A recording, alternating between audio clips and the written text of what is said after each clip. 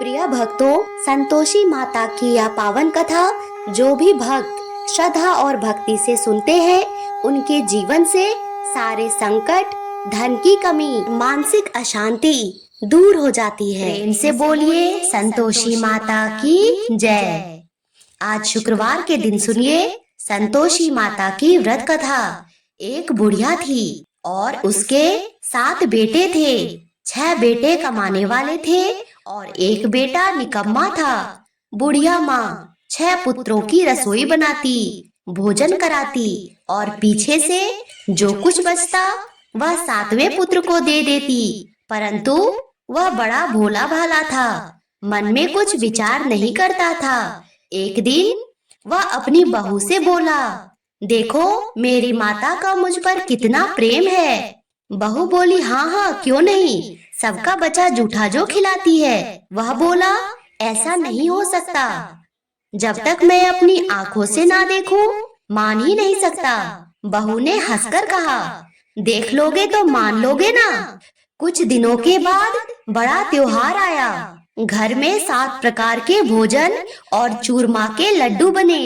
वह जांचने को सर के दर्द का बहाना कर पतला कपड़ा सिर पर ओढ़कर रसोई घर में सो गया और कपड़े में से सब देखता रहा।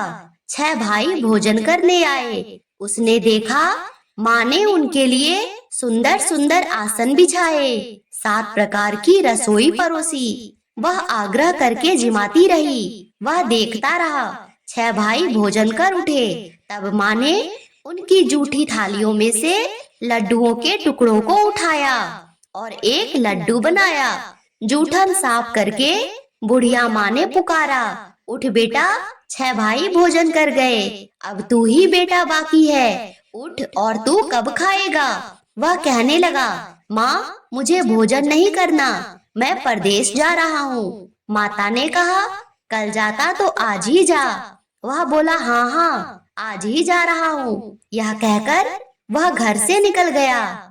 चलते समय उसे बहू की याद आई। वह गौशाला में कंडे थाप रही थी। वह उससे जाकर बोला कि मेरे पास तो कुछ नहीं है, यह अंगूठी है, सो ले लो और मुझे अपनी कुछ निशानी दे दो। वह बोली, मेरे पास क्या है, यह गोबर भरा हाथ है। यह कहकर उसकी पीठ में गोबर के हाथ की थाप मार दी और वह चल दिया। चलते चलते दूर देश में पहुंचा। वहां पर एक साहूकार की दुकान थी। वहां जाकर बोला, भाई मुझे नौकरी पर रख लो। साहूकार को नौकर की जरूरत थी। साहूकार उससे बोला, तू नौकरी पर रह जा। लड़के ने पूछा, तनख्वाह क्या होगी। साहूकार ने कहा, काम देखकर दाम मिलेंगे। साहूकार की नौकरी मिल गई। वह सवेरे 6 बजे से रात्रि 12 बजे तक नौकरी करने लगा। कुछ दिनों में दुकान का लेन देन, हिसाब किताब, ग्राहकों को माल बेचना, सारा काम करने लगा। साहूकार के 7-8 नौकर थे।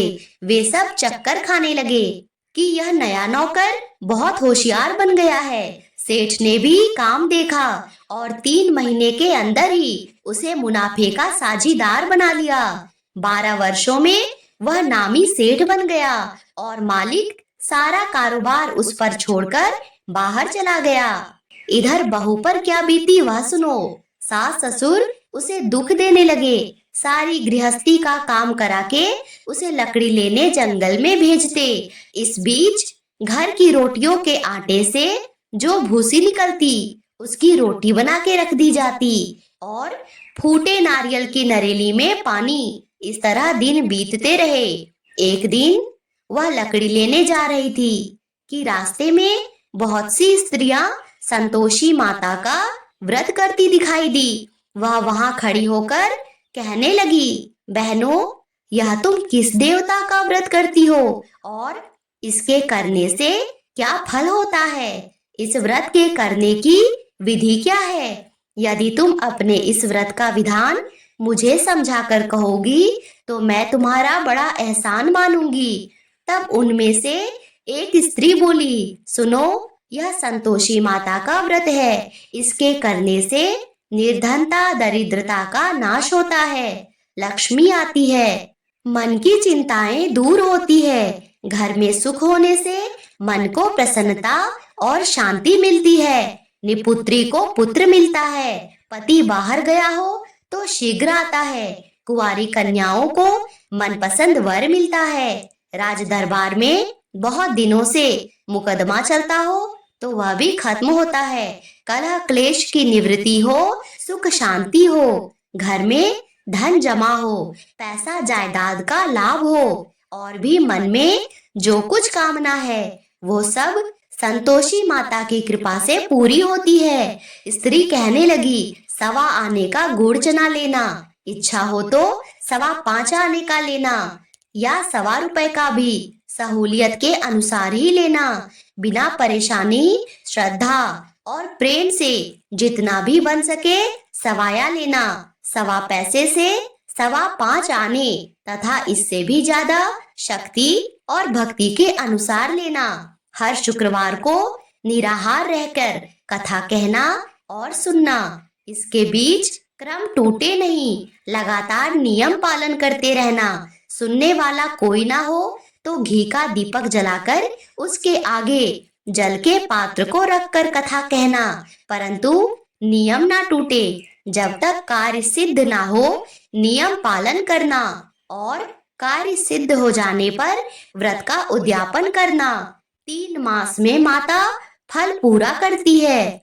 यदि किसी के खोटे ग्रह हो तो भी माता 1 वर्ष में अवश्य कार्य सिद्ध करती है। कार्य सिद्ध होने पर ही उद्यापन करना, बीच में उद्यापन नहीं करना चाहिए। उद्यापन में 2.5 सेर आटे का खाजा तथा इसी अनुसार से खीर और चने का साग बनाना। 8 लड़कों को भोजन कराना। जहाँ तक मिले देवर, जेठ, भाई, बंधु कुटुंब के लड़के लेना। ना मिले तो रिश्तेदारों और पड़ोसियों के लड़के बुलाना। उन्हें भोजन करा के यथाशक्ति दक्षिणा देना और माता का नियम पूरा करना। उस दिन घर में कोई खटाई नहीं बनाना।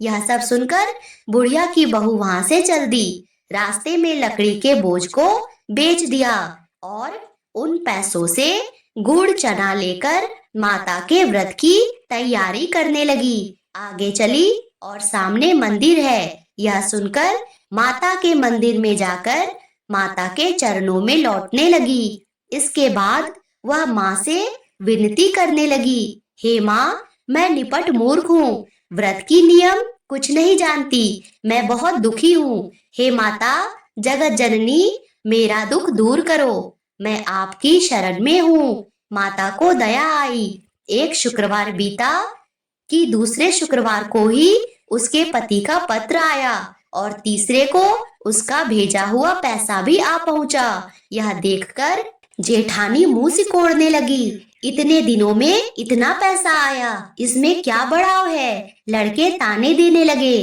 कि काकी के पास अब पत्र आने लगे, रुपए आने लगे, अब तो काकी की खातिर बढ़ जाएगी, अब तो काकी बुलाने से भी नहीं बोलेगी। बेचारी सरलता से यह कहती है कि भैया पत्र आएगा, रुपए आएंगे तो हम सभी के लिए ही अच्छा है। ऐसा कहकर आंखों में आंसू भरकर संतोषी माता के मंदिर में आकर मातेश्वरी के चरणों में गिरकर रोने लगी। माँ, मैंने तुमसे पैसा नहीं मांगा, मुझे पैसों से क्या काम है, मुझे तो अपने सुहाग से काम है, मैं तो अपने स्वामी के दर्शन और सेवा मांगती हूँ। तब माता ने प्रसन्न होकर कहा, जा बेटी, तेरा स्वामी आएगा। यह सुनकर खुशी से वह बावली होकर घर जाकर काम करने लगी। अब संतोषी माँ विचार करने लगी, इस भोली पुत्री से मैंने कह तो दिया कि तेरा पति आएगा, पर आएगा कहाँ से? वह तो इसे स्वप्न में भी याद नहीं करता। इसे याद दिलाने तो मुझे ही जाना पड़ेगा। इस तरह माता उस बुढ़िया के बेटे के पास जाकर स्वप्न में प्रकट होकर कहने लगी, साहूकार का बेटा सोता है या जागता है? वह कहता है, माता सोता भी नहीं हूँ, जागता भी नहीं हूँ, बीच में ही हूँ, कहो क्या आज्ञा है? माँ कहने लगी, तेरा घर बार है या नहीं? वह बोला, मेरा सब कुछ है माता, माँ बाप भाई बहन बहू, क्या कमी है? माँ बोली, पुत्र, तेरी घरवाली कष्ट उठा रही है, माँ बाप उसे दुख दे रहे हैं, वह तेरे लिए तरस रही है, तू उसकी सुधि ले। वह बोला, हाँ माता, या तो मुझे मालूम है, परंतु जाऊं कैसे? परदेश की बात है, लेन देन का कोई हिसाब नहीं, कोई जाने का रास्ता नजर नहीं आता, कैसे चला जाऊं? माँ कहने लगी, मेरी बात मान, सवेरे नहा धोकर संतोषी माता का नाम लेकर घी का दीपक जलाकर दंडवत कर दुकान पर जा बैठना। देखते देखते तेरा लेन देन चुकता हो जाएगा, जमा माल बिक जाएगा, सांझ होते होते धन का ढेर लग जाएगा। अब तो वह सवेरे बहुत ही जल्दी उठकर मित्र बंधुओं से अपने सपने की बात कहता है। वे सब उसकी बात अनसुनी करके खिल्ली उड़ाने लगे, कहीं सपने भी सच होते हैं। एक बूढ़ा बोला, देख भाई, मेरी बात मान, इस तरह सच झूठ कहने के बदले देवता ने जैसा ही कहा है वैसा ही कर, तेरा क्या जाता है। अब बूढ़े की बात मानकर वह नहा धोकर संतोषी माता को दंडवत करके घी का दीपक जलाकर दुकान पर जा बैठता है। थोड़ी देर में क्या देखता है कि देने वाले रुपया लाए, लेने वाले हिसाब लाए। कोठे में भरे सामानों के खरीदार नगद में सौदा करने लगे। शाम तक धन का ढेर लग गया। मन में माता का नाम लेकर प्रसन्न होकर घर जाने के वास्ते गहना कपड़ा सामान खरीदने लगा। यहाँ के काम से निपट घर को रवाना हुआ। उधर बहू बेचारी जंगल में लकड़ी लेने जाती है, लौटते वक्त माताजी के मंदिर पर विश्राम करती है। वह तो उसका रोज रुकने का स्थान ही था। दूर धूल उड़ती देखकर वह माता से पूछती है, हे माता, यह धूल कैसे उड़ रही है? माँ कहती है, हे पुत्री, तेरा पति आ रहा है, अब तू ऐसा कर, लकड़ियों के 3 बोझ बना ले, एक नदी के किनारे रख, दूसरा मेरे मंदिर पर, तीसरा अपने सिर पर रख।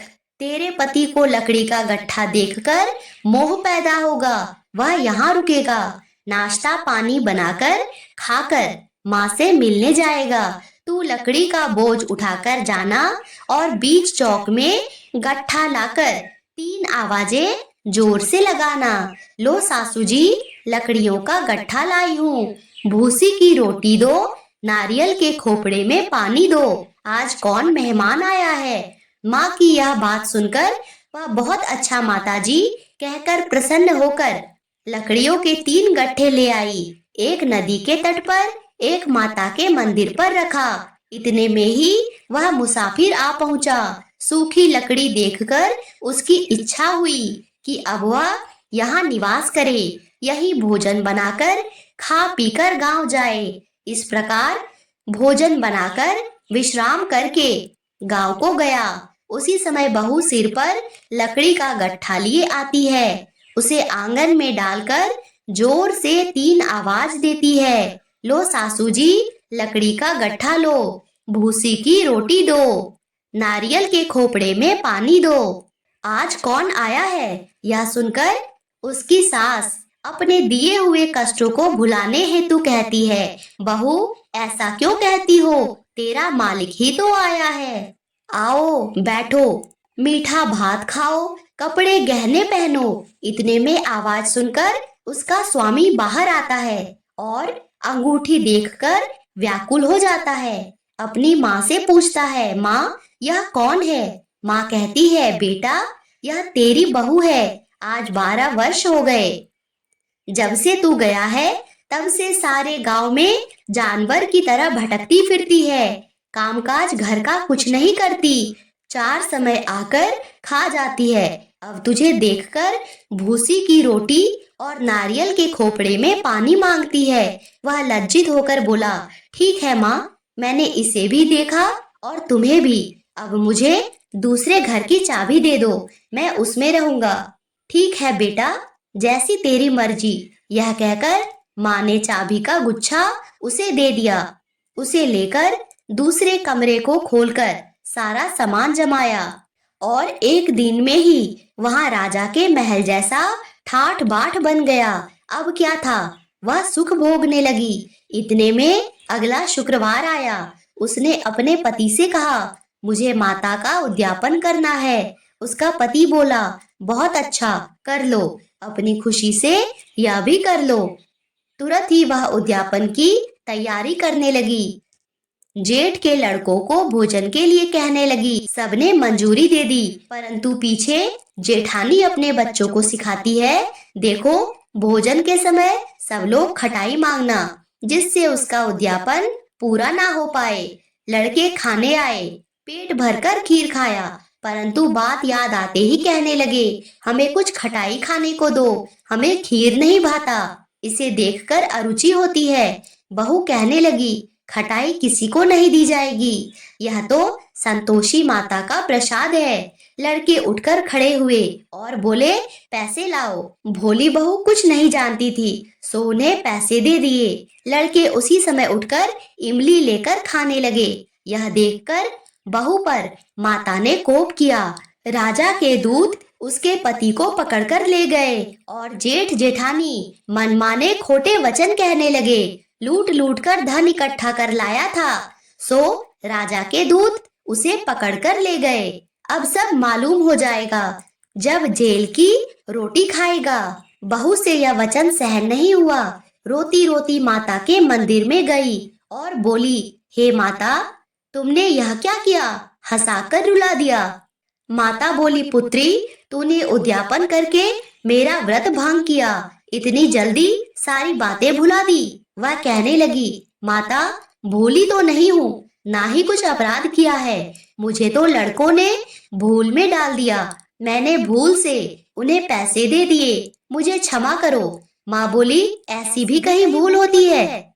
वह बोली, माँ, मुझे माफ कर दो, मैं फिर से तुम्हारा उद्यापन करूंगी। माँ बोली, ठीक है, लेकिन अब भूल मत करना। वह बोली, अब भूल नहीं होगी माता। ये बताओ, वे कैसे आएंगे? माँ बोली, जा पुत्री, तेरा मालिक तुझे रास्ते में ही आता मिलेगा। वह निकली, रास्ते में पति आता मिला तो उसने पूछा, तुम कहाँ गए थे? वह कहने लगा, इतना धन जो कमाया, राजा ने उसका टैक्स मांगा, वह भरने गया था। वह प्रसन्न होकर बोली, अच्छा हुआ, अब घर चलो। कुछ दिनों बाद फिर शुक्रवार आया तो वह बोली, मुझे माता का उद्यापन करना है। पति ने कहा, हाँ, कर लो। वह फिर जेठ के लड़कों से भोजन को कहने गई तो जेठानी ने एक दो बातें सुनाई और लड़कों को सिखा दिया कि तुम पहले ही खटाई मांग लेना। लड़के कहने लगे, हमें खीर नहीं भाता, कुछ खटाई खाने को दो। बहू बोली, खटाई खाने को नहीं मिलेगी, खाना हो तो खाओ। यह कहकर ब्राह्मण के लड़के लाकर भोजन जिमाने लगी। यथाशक्ति दक्षिणा की जगह एक एक फल दे दिया। इससे संतोषी माता प्रसन्न हुई। माता की कृपा होते ही 9वें मास उसको चंद्रमा के समान सुंदर पुत्र प्राप्त हुआ।